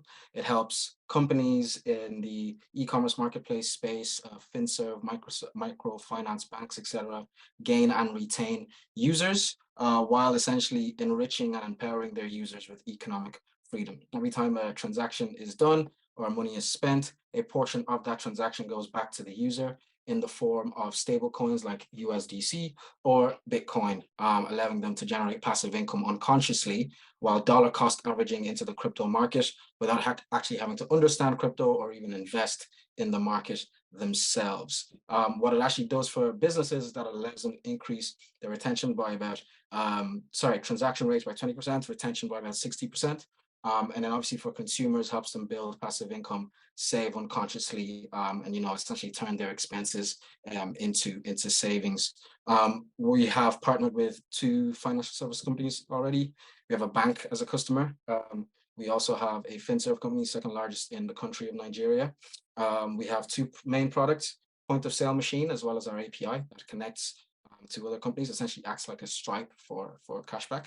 And it essentially, we are seeing about 600,000 in transaction volume week over week. We've generated revenue of just under $5,000, I think about 4,675 as of yesterday. We are scaling, well, hopefully, somewhat quickly. How we make money is that we take a percentage of our transaction on every transaction. So between 0.4% all the way up to 1%, and then the rest we give as cash back to the end users or the consumers. That's me at a very high level. So let me know what your questions are. Yeah, basically, I would say like you incentivize this beyond what you're saying, make great numbers and interesting solution. But I'd like to know your opinion about how you are so different from the competition, because it seems like there is some quite good competition on your market addressing the same problem. So right now I've just heard that you are incentivizing your users, or sometimes investors like to say like you're bribing your own users. What is the one or two, or maybe like one main problem that you would be solving so customers would go to you, not to your competitors? So give me your differentiation. Well, the first and foremost is that people don't trust the Naira in that country. In fact, the Naira is so useless, you can't use it for international trade. At the moment, most companies are essentially having to buy US dollars in order to, basically do trade with international businesses. And the foreign exchange rate can be, almost as bad as, taking out a loan just to sort of get a good FX rate. So one of the primary reasons why, businesses like e-commerce marketplaces come to us is because unlike other, loyalty schemes, they're closed ecosystems. So these loyalty companies essentially give you points that you have to generate over a number of transactions in order to go back and buy more stuff from them. Whereas our solution allows, your consumers to generate funds for themselves that they can use to better their lives, purchase things, build savings with, between 8 and 15% APY, and do what they want with that money. So it incentivizes the consumers and provides more sort of economic freedom, potentially increasing the GDP of the country as well by, at scale. But it's not a closed ecosystem where, oh, you need to buy 5, Starbucks coffees to get a 6th one for free. I think that's one of the biggest, differences. Other companies like ourselves, there are a number of companies that sort of give Bitcoin as rewards and stuff like that. These are affiliate marketing companies. So they sign up, partner with places like Amazon, Nike, etc., and they give them, maybe it's a 5%, whatever commission on every sale that they make. The users that purchase from these stores don't get their cash back until, a ridiculous, I think it's between 30 and 60 days after the transaction. And again, this is not essentially scalable because you are not building anything for the business of Amazon themselves, and Amazon are not providing any real value to those consumers. Whereas our, business model and our product actually allows these microfinance banks and e-commerce marketplaces to provide real financial value to the end users that they, transact with. How many people on the team? There are 4. So the founding team is myself, our head of blockchain, Zubair. Me and him built the stablecoin back in 2018. Our CTO and an operations lead, lead platform engineer and an operations lead. So altogether, including myself, 5. Everybody's full-time and they're all equity holders? All equity holders. Most of the founding team are working off sweat equity. At the moment, I'm the only full-time aside from our staff, who are based in the country, and they're mainly just salespeople. Okay, got it. So the founding team that's not full-time, are they on some type of vesting period regarding the equity that's been distributed to them? Yes, they are. 0.25 per year for 4 years. Okay, great. You're very smart, very confident as well. I like that. Thank you. We've met before, but I don't think you'll remember. No, I remember now. I think it was on another one of the venture calls. Yes. Yeah, we have to talk. We have to talk. I like the confidence. It's very necessary for what you're doing. Thank you. Great job, guys. Great job. Yeah, I think that we should move to our next presenter, which is Sucheshna Patil. Did I pronounce the name correctly? Yes, that's absolutely right. I'm good. Can you hear me? Okay. All right. Hello, everyone.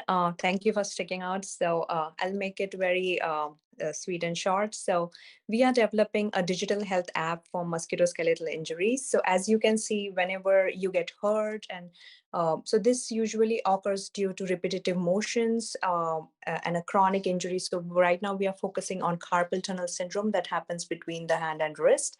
And this is a musculoskeletal injury and you have to visit in person to the doctor. So we are building a software as a medical device, which will help people to diagnose their injuries remotely from the comfort of their homes, and which will also help surgeons to get remote patient monitoring. So as we have seen post post-COVID era, there has been 100x increase in digital health apps. We are taking it to next level now, that these particular app will not only you can analyze your injury, but you can diagnose these injuries remotely. So currently we are a team of 4 people: software engineer, data engineer, myself, I'm a product engineer, as well as a researcher in health. I have worked in hospitals and have built digital products. We have a business MBA background person as well. We are 2 of us are full-time. One person is in the regulatory. He has worked in Verily and coming full-time with us. We are fundraising from January 23, raising our first initial angel round. And the main problem we are focusing is of virtual visit. So doctors and patients can virtually talk to each other, not only talk to each other, but also can show their injuries, and doctor can know what's wrong with that particular person through the camera. So that's where our IP is. It's a SaaS model, digital health app. And I appreciate your time here, and would appreciate warm intros to angels, VCs, and people in MSK, musculoskeletal area, to be collaborative partners, advisors, or would love to join our team. Thank you. Yeah. Well, it seems like this is another competitive space. Just convince me that you are the one that can be the best solution for your customers. Like, how do you stand out of other competitors in similar space? Sure. So I'm myself the patient. I have carpal tunnel from last 6 years, and myself being a researcher and engineer, I realized that how can I develop a solution that is so friendly that the doctor can analyze the patients remotely. So I started building myself the whole technology, and we are securing our IP right now. So the way this will be done is a mix of technologies, and that's where our focus is. Also the team, we have people with 12 plus years of experience. The person from Verily, he has 22 years of experience in regulatory and especially in digital health applications. And I myself have innovated digital health solutions in MD Anderson Cancer Center as well. So, thank you. So my wife suffers from carpal tunnel as well. Like I didn't even know about it until I started experiencing it by way of my wife. With her hand, she has to wear a brace a lot because of it. Is your solution actually a research company whereby you figured out a specific set of technology solutions that can be utilized in the surgery process? Can you explain exactly from the person having the syndrome and them getting treated for the syndrome, where do you fit inside of that pipeline? sure. So I myself, I'm a patient in the pipeline. So let me take it to the other way. So we are a company, and our customers will be surgeons, hand and wrist surgeons. There are 2,700 surgeons in North America, but there are 26 million patients at this point. And the patients are not, there is so much gap when they take an appointment because there is always a lag.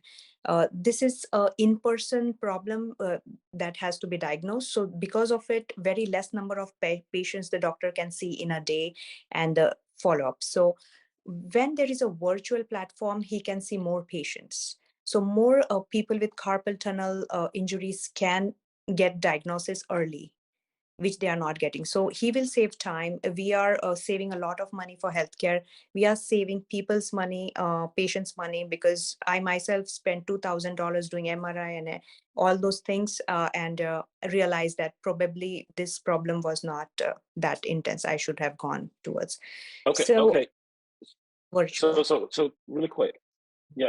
So it sounds as if you're creating an interface for the surgeons whereby it's also perhaps a patient pipeline where in the past, it was hard for them to actually see this list of patients. What I'm attempting to understand is your technology a list of patients, or are you allowing me as a consumer to scan my hand?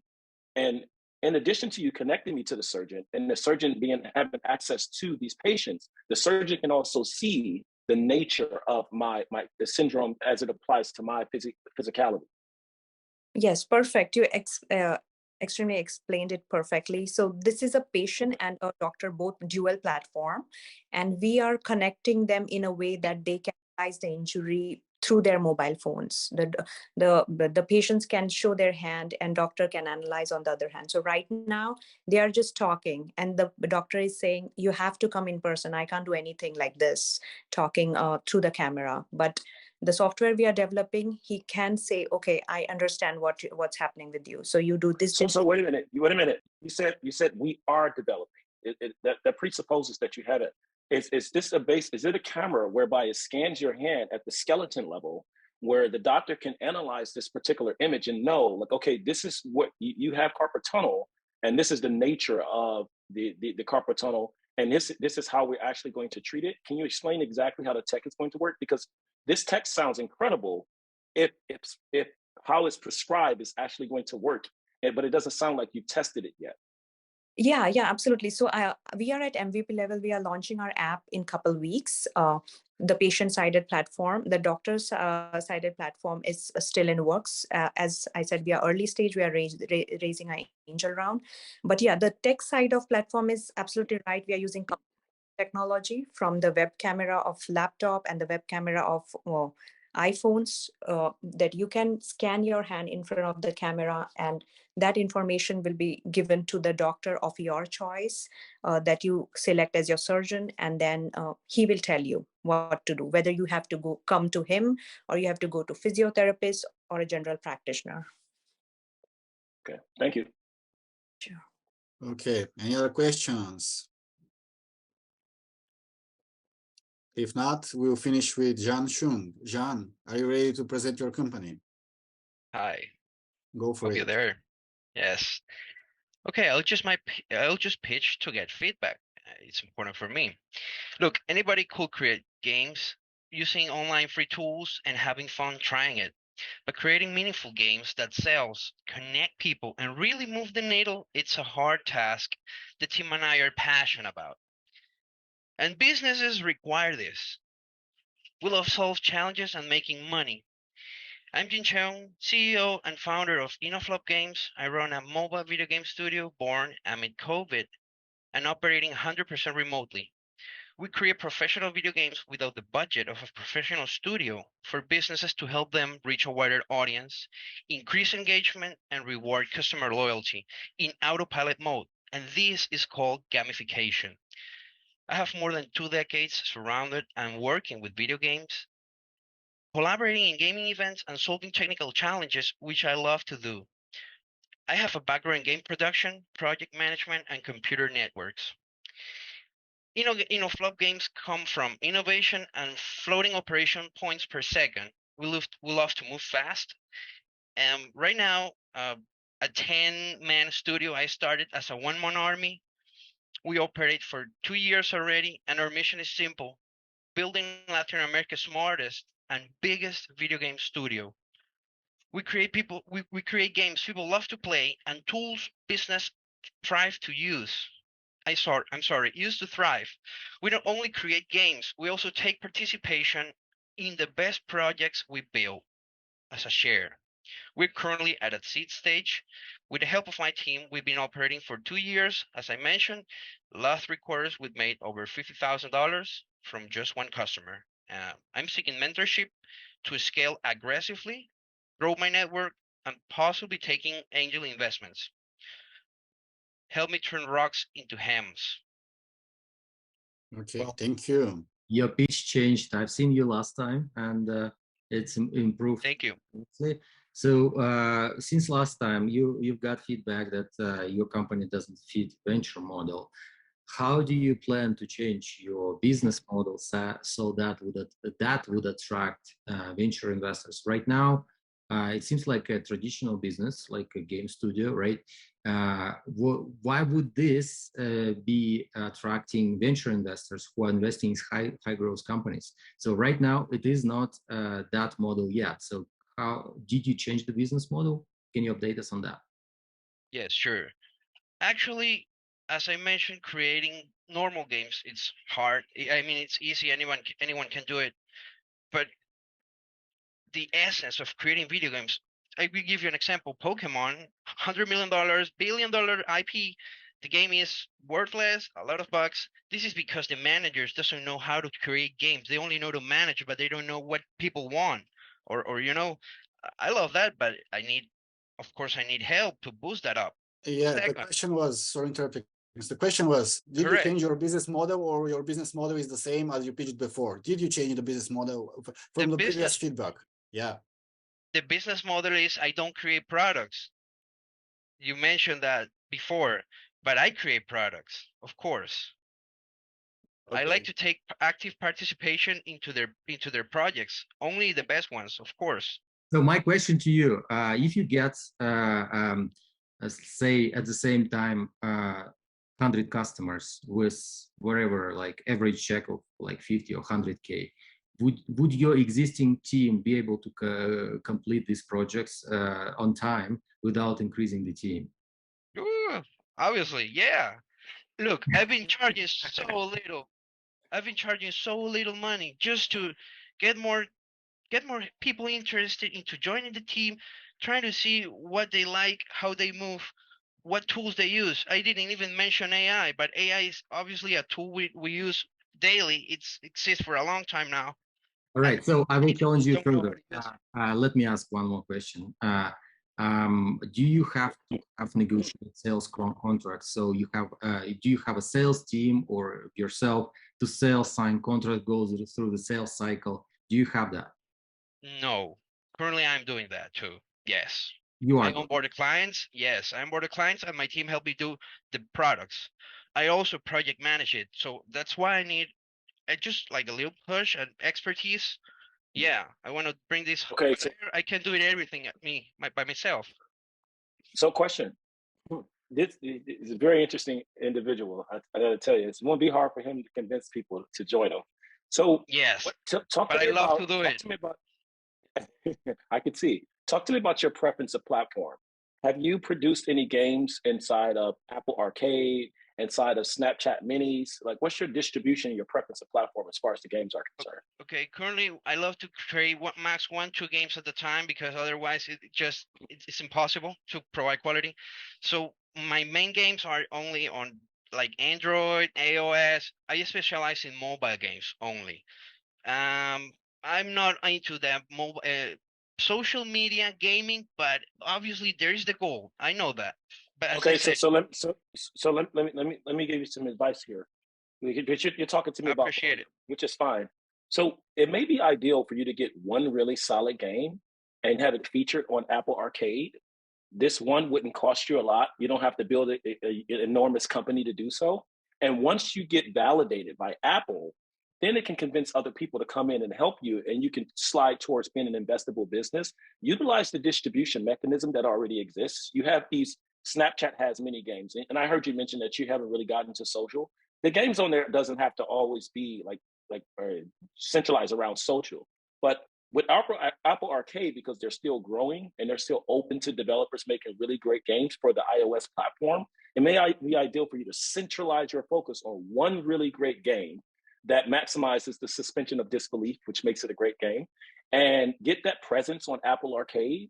Then you can utilize that as leverage to move towards building a company and bringing other people inside. nice feedback. Okay. Like make the game just a big hit, and using this leverage my name or the organization. Yes, that's correct. Okay, got it. Okay, well. You are smart. You are a smart guy. Look, I have a product.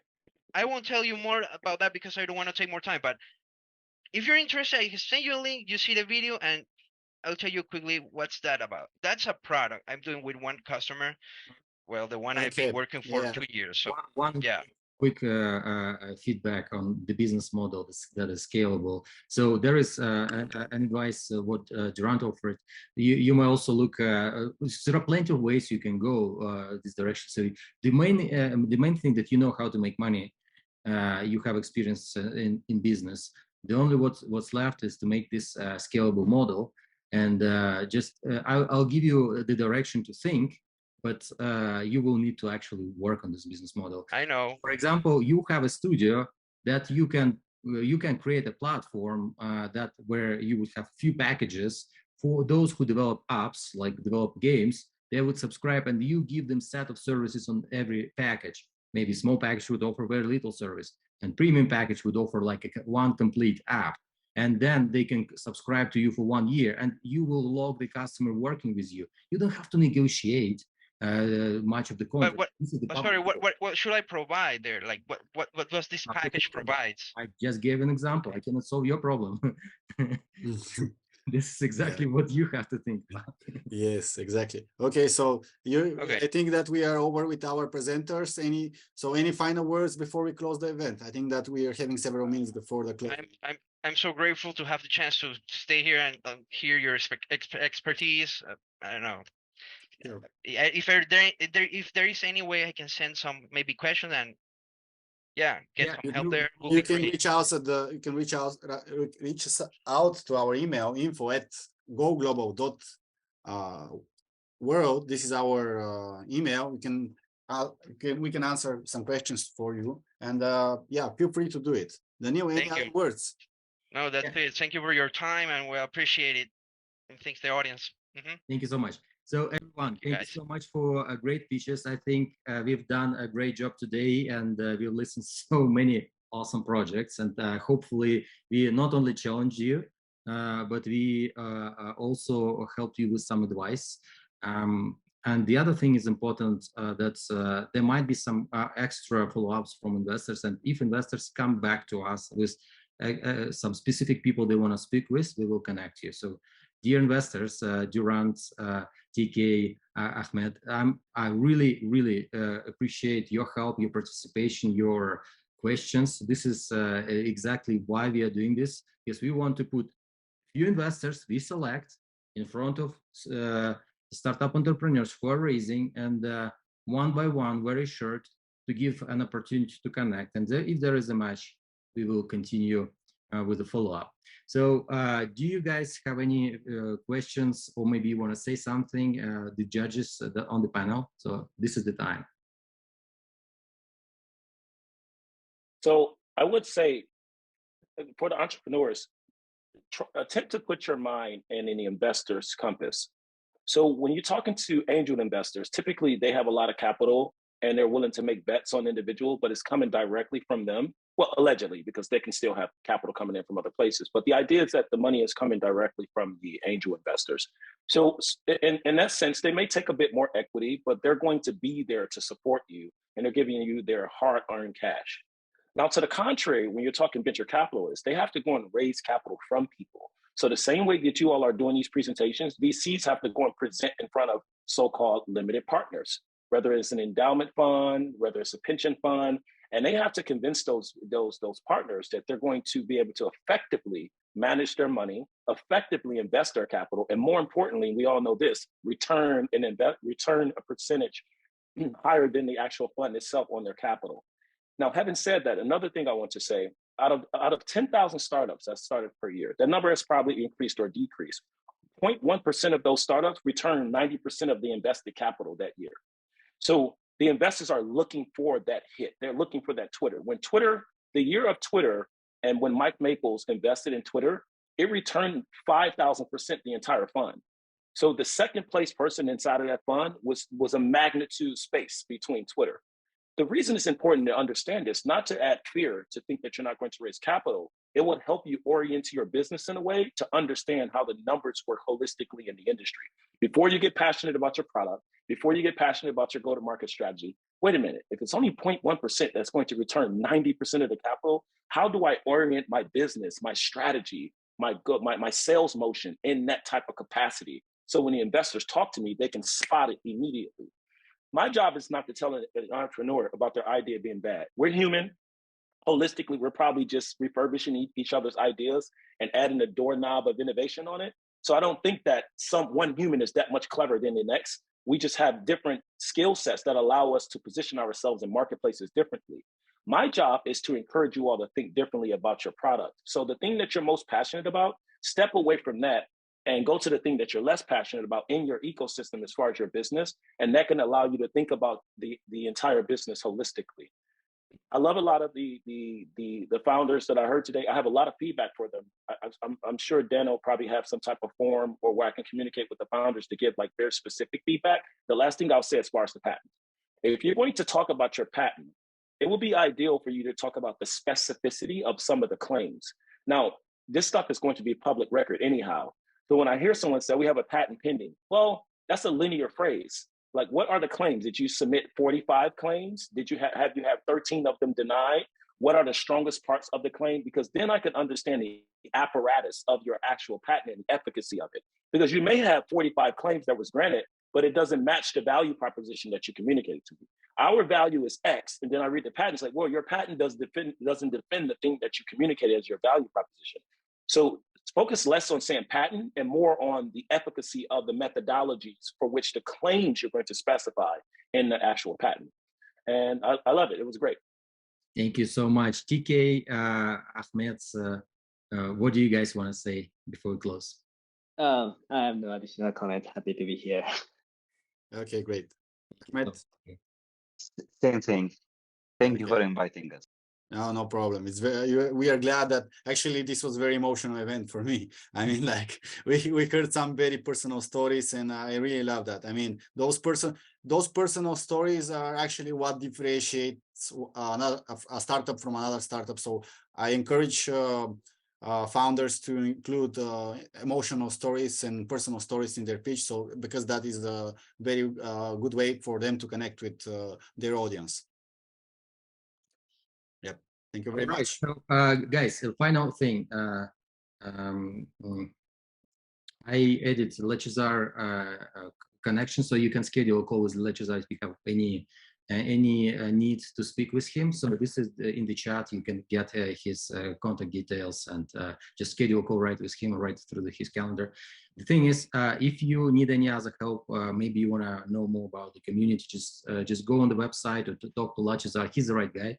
And the other thing is that if you already know that exactly what you want, go and subscribe to pricing plans just on the website, and my team will help you, because this is important for us. This is why they exist, and this is all created for you entrepreneurs. No joke, like really, we are taking this very seriously. We want to have results. Now, the final thing I want to say, we have free chats for entrepreneurs and investors on Telegram, LinkedIn, and Facebook. This is where I encourage everyone to join, and Lechazar will email you or give you this access. So we pre-proof people, so it's not like public access or anyhow.